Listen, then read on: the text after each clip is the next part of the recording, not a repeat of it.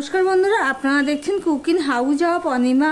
আজকে আবারও একটা মিষ্টি কুমড়ো শাকের রেসিপি নিয়ে তোমাদের সামনে চলে এসেছি। সম্পূর্ণ নিরামিষ এবং ইউনিক একটা রেসিপি। তার জন্য দেখো মিষ্টি কুমড়ো শাকগুলো আমি কেটে ধুয়ে পরিষ্কার করে নিয়েছি। আর মিষ্টি কুমড়ো শাকগুলো একদম নরম নিতে হবে, যাতে ভাঙলেই এবার চাপ দিলেই ভেঙে যাচ্ছে।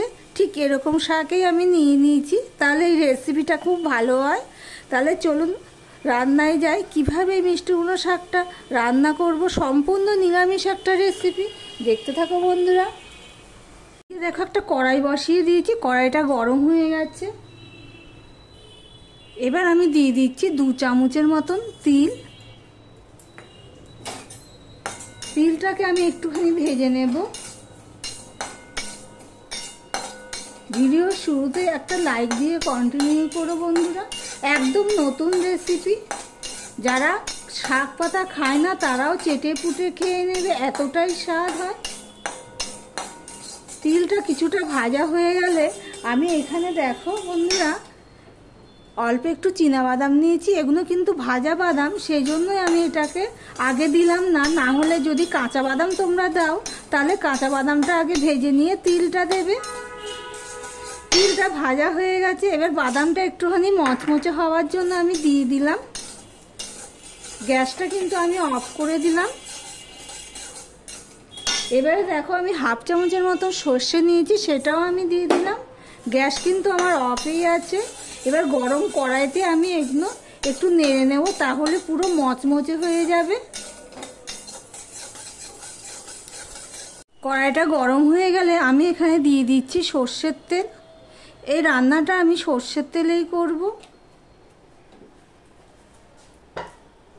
এদিকে দেখো এই রান্নাটা কুমড়ো শাকের জন্য আমি ঠিক এইভাবে আলু কেটে নিয়েছি।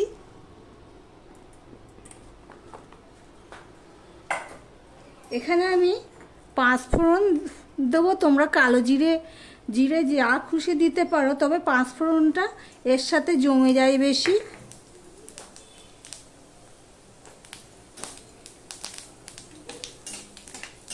পাঁচফোড়নের মধ্যে এখানে সর্ষে, জিরে, মৌরি, কালো জিরে আর মেথি রয়েছে। এবার আমি আলুগুলো দিয়ে দিলাম।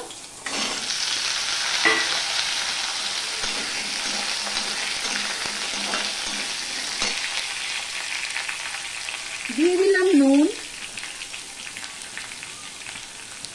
দিয়ে দিলাম অল্প একটুখানি হলুদ, সামান্য হলুদ দিয়েছি। দিয়ে এটা আমি ভালো করে ভেজে নেব। ভিডিওটি স্কিপ করো না, তাহলে বুঝতে পারবে না আমি কিসের পর কি দিচ্ছি বন্ধুরা। আলুটা প্রায় ভাজাতেই সিদ্ধ হয়ে গেছে, তোমাদেরকে দেখাচ্ছি একটুখানি দেখি খুন্তি দিয়ে। দেখো সিদ্ধ হয়ে গেছে। এবারে আমি দেখো এই 4টে কাঁচা লঙ্কাকে চিড়ে দিয়ে দিলাম।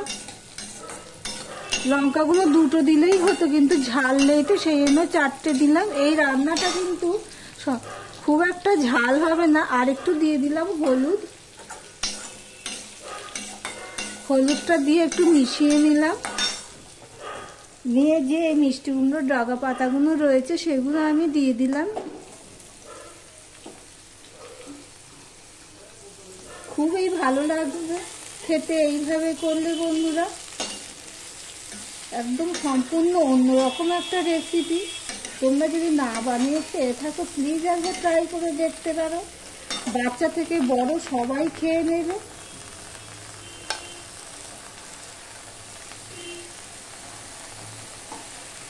এবার আমি একটু ঢাকা দিয়ে দেব, কেননা শাকটা একটু মজে যাক।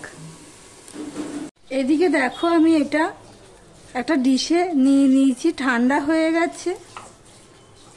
এবার আমি এটা এখানে দিয়ে দিলাম।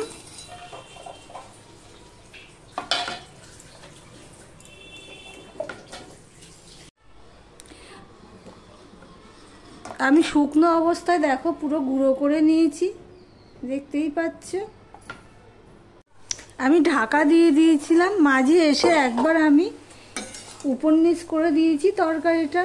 দেখো বন্ধুরা, আমি কুমড়ো শাক দেওয়ার পরে কিন্তু আমি নুন দিইনি, কেননা নুনটা তো বুঝে দিতে হবে, যেহেতু আলু সময় নুন দিয়েছি, সেই অনুটা বুঝে আমাকে নুনটা দিতে হবে। তবে শাকটা এখন মজে গেছে, এখন আমি অল্প একটু নুন দিয়ে দেবো। নুন দিয়ে আমি এইবার দেখব কুমড়ো শাকের থেকে জল বের হবে অনেকটাই, কেন অনেকটা মজে গেছে, যেহেতু নুন দিয়েছি আর একটু জল তো বেরোবেই।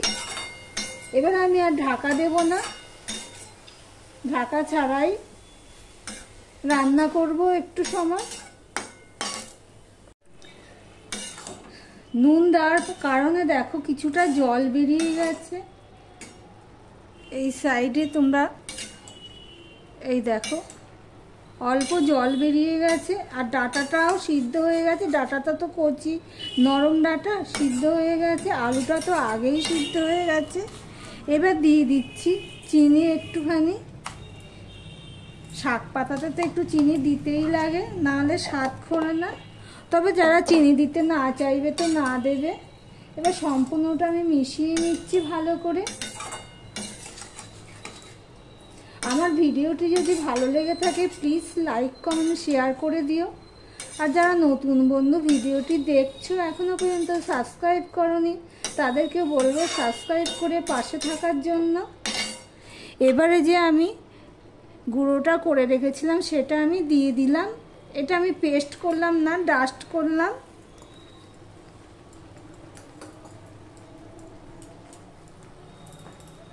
সম্পূর্ণটা দেখো আমি মিশিয়ে নিচ্ছি। এইভাবে তোমরা যদি না করে থাকো প্লিজ একবার ট্রাই করে দেখতে পারো, এতটাই স্বাদ হয়। এই দিয়েই পুরো ভাতটা খাওয়া হয়ে যাবে বন্ধুরা। এবার আমি এর মধ্যে একটুখানি জল দিয়ে দেবো, যেহেতু গুঁড়োটা দিয়েছি সেই জন্য মিক্সিটা ধুয়েই আমি জলটা দিয়ে দিচ্ছি।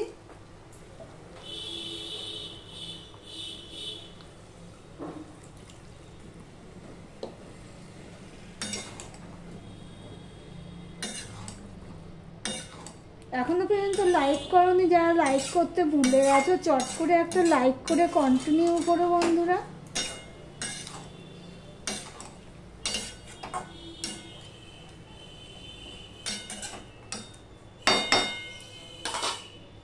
যেহেতু ডাঁটাও সিদ্ধ হয়ে গেছে, আলুও সিদ্ধ হয়ে গেছে, সেই জন্য আমি গ্যাসের ফ্লেমটা বড় করে দিয়ে যতটুকু জল আছে ততটুকু জলটা আমি শুকিয়ে নেব। তাহলে কি হবে, খেতে খুবই ভালো লাগবে।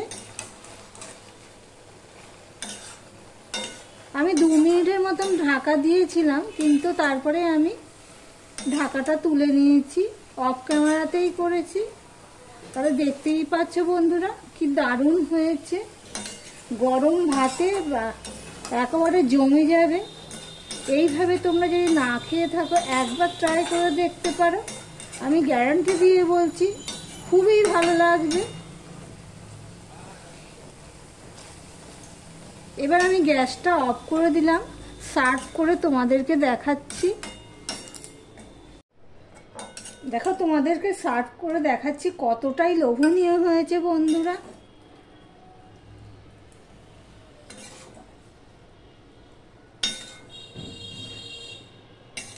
যারা শাক পাতা খায় না তারাও দেখবা চেয়ে চেয়ে খাবে। তাহলে ভিডিওটি আজকের মতন এখানেই শেষ করলাম। আবার অন্য কোনো সুন্দর সুন্দর রেসিপি নিয়ে চলে আসবো। সঙ্গে থেকো বন্ধুরা।